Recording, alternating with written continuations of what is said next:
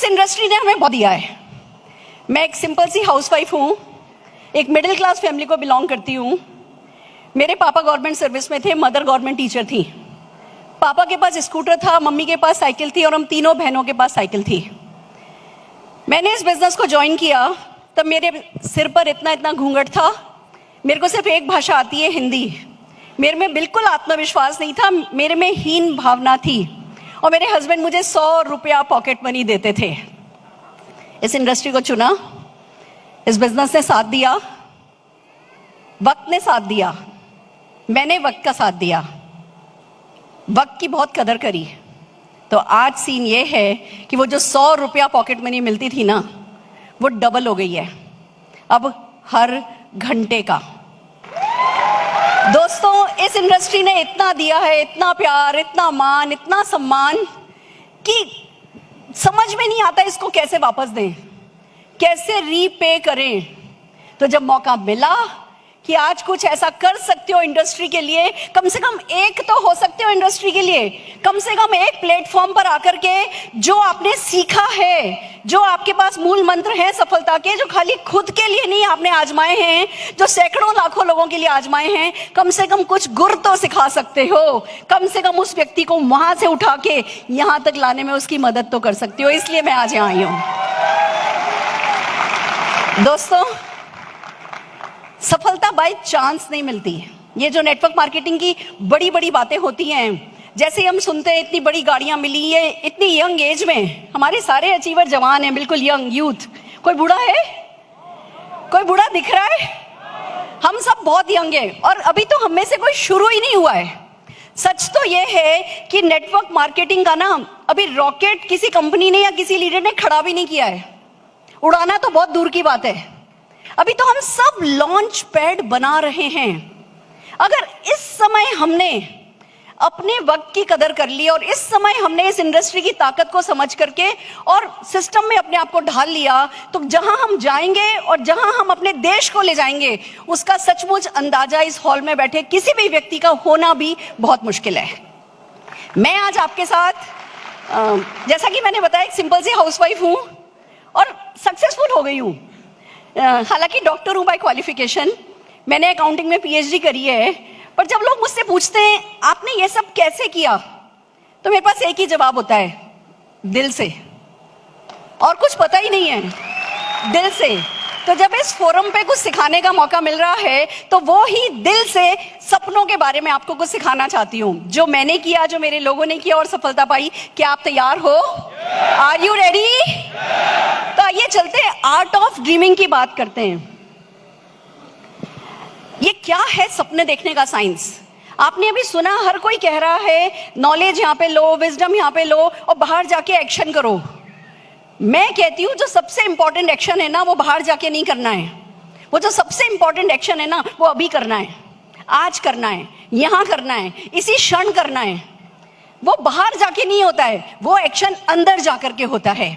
So are you ready? तैयार हो? आइए बात करते हैं। जब आर्ट ऑफ ड्रीमिंग की बात करते हैं तो एक बात क्लियर कर दूं, मैं साइंस ऑफ ड्रीमिंग नहीं सिखा रही हूं।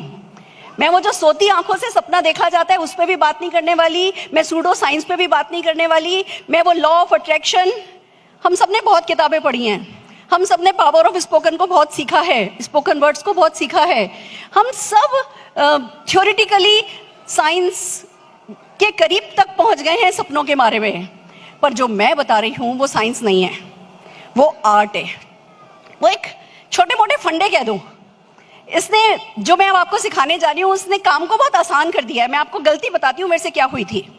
जब दी सीक्रेट मूवी आई, हमने सबने इस मूवी को देखा, हम लोगों को बैठा करके मूवी दिखाने लगे, हम हर जगह वो ट्रेनिंग करने लगे, मैं खुद उसको प्रैक्टिस करने लगी।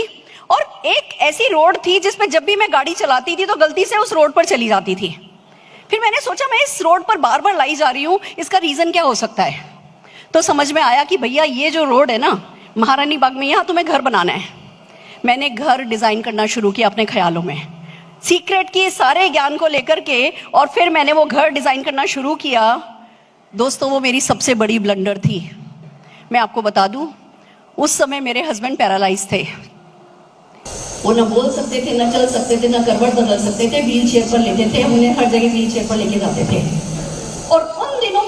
2-3 साल ये सपना बुना, and one fine day I realise कि वो जो घर में बना रही थी उसमें मेरे हस्बैंड का कमरा हमेशा ग्राउंड फ्लोर पर रख रही थी। मेरे सबकॉन्शियस में भी ये था कि वो कभी ठीक नहीं हो पाएंगे, और वो सब कुछ कभी ठीक नहीं हो पाए। दोस्तों, मुझे एक बात समझ में आई, ये जो सबकॉन्शियस है, जो ये लॉ ऑफ अट्रैक्शन है, ये जो ज्ञान बिखरा पड़ा है, इसको बहुत सावधानी से इसमें प्रवेश करना है, इसको बहुत सोच समझ के प्रैक्टिस करनी है। और मैं फिर डरने लगी कि एक आम व्यक्ति को मैं ये सिखाऊं और अगर वो भी मेरी तरह गलती करे तो क्या हो। तब निकल के आया कुछ ऐसा आसान सा तरीका जो एक तरफ आपके सबकॉन्शियस को सेट कर देता है और दूसरी तरफ आपको किसी भी तरीके के रिस्क से बचा देता है। सो आर यू रेडी? तैयार हो? जब हम आर्ट ऑफ ड्रीमिंग की बात करते हैं तो सबसे पहले बात आती है कि ड्रीम क्या है? कुछ मांगना, कुछ आस्क, कुछ चाहना, कुछ पाना, चाहे अपने आप से, चाहे अपनों से, चाहे कायनात से, चाहे अपनी कंपनी से, या जिससे भी आप जिस पे भी भरोसा करते हो, अल्लाह, गॉड, ईश्वर, भगवान, कायनात, सुपरनेचुरल पावर, जो भी। कुछ मांगना ही तो सपना देखना है। साधारण शब्दों में, लेमैन्स लैंग्वेज में बताऊं तो बेसिक मेरे को समझ में आया कि हम सबके हाथ में एक कटोरा है। हाथ ऐसे करिए, उस कटोरे को फील कीजिए। हम सबके हाथ में एक कटोरा है और हम सब कुछ ना कुछ मांगते हैं।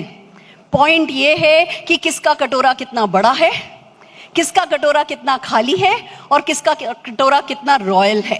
रॉयल तो first thumb impression, first thumb rule है, आपका कटोरा बड़ा होना चाहिए। अगर छोटा मांगोगे तो देने वाला देगा क्या? फिर आप लाइन में कहीं पीछे खड़े होगे। पहले बारी आती है बड़ा मांगने वालों की। तो सबसे पहली बात, अपना कटोरा बड़ा सा हो। दूसरा, खाली हो। अगर आज 1 घंटे का या 1 सेकंड का 100 रुपया कमा रहे हो और अकड़ गए, जकड़ गए, घमंड आ गया, मैं तो कहीं पहुंच गया, अगर आपका कटोरा खाली नहीं है तो उसमें करोड़ों रुपया आएगा नहीं। अगर मैं 75 लाख पे अकड़ जाऊं तो क्या 7.5 करोड़ रुपया पर मंथ कमा पाऊंगी? नहीं। तो हमें एक तरफ अपना कटोरा बड़ा रखना है, दूसरी तरफ खाली रखना है, और तीसरी सबसे बड़ी बात, उस कटोरे को रॉयल रखना है। फेथ।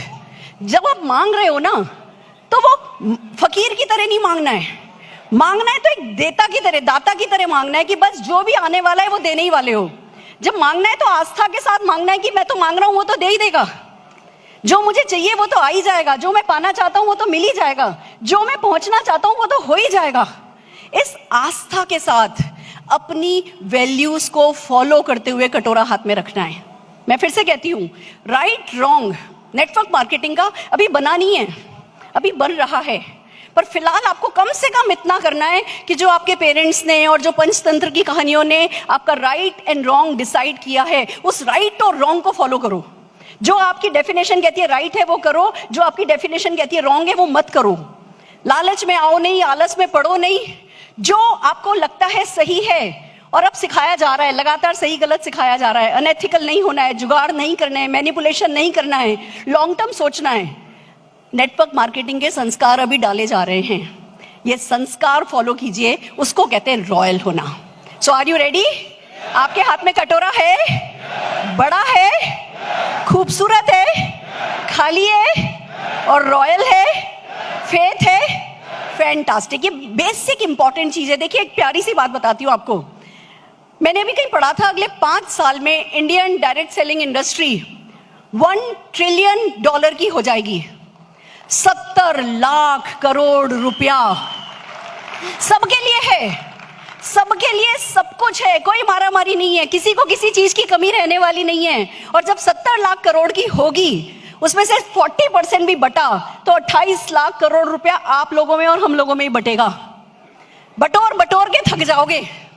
इसलिए किसी भी तरीके की मारामारी सोचने की भी जरूरत है नहीं, किसी तरीके का शॉर्टकट लेने की जरूरत है नहीं। नेटवर्क मार्केटिंग अपने आप में एक शॉर्टकट है। अगर उसके आगे हम शॉर्टकट लेने की सोचेंगे तो फिर तो गड़बड़ हो जाएगी। तो इस शॉर्टकट को रिस्पेक्ट दीजिए। और ये जो 70 लाख करोड़ की इंडस्ट्री होने वाली है, you know what is the good news? अभी जो टर्नओवर हो रहा है डायरेक्ट सेलिंग इंडस्ट्री का, उसका 79% 10 कंट्री कर रही हैं, और उन 10 कंट्रीज में इंडिया का नाम नहीं है। और पॉपुलेशन हमारी अभी नंबर 1 पे चाइना और यूएस का टाई है, और पॉपुलेशन हमारी नंबर 2 पर है। और अब जिस तेजी से हम बढ़ रहे हैं, अब जैसी तेजी से हमें बिजनेस समझ में आ रहा है, अगले 5 साल में हमने नंबर 1 नंबर 2 पे पहुंच जाना है। तो जो इंडिया में टर्नओवर आना है ना, जो इंडिया में टर्नओवर होना है, और जो ये करने वाले सामने बैठे हैं ना, आपकी 5 उंगलियां घी में और आप खुद कढ़ाई में हो। सो आर यू रेडी? तैयार हो?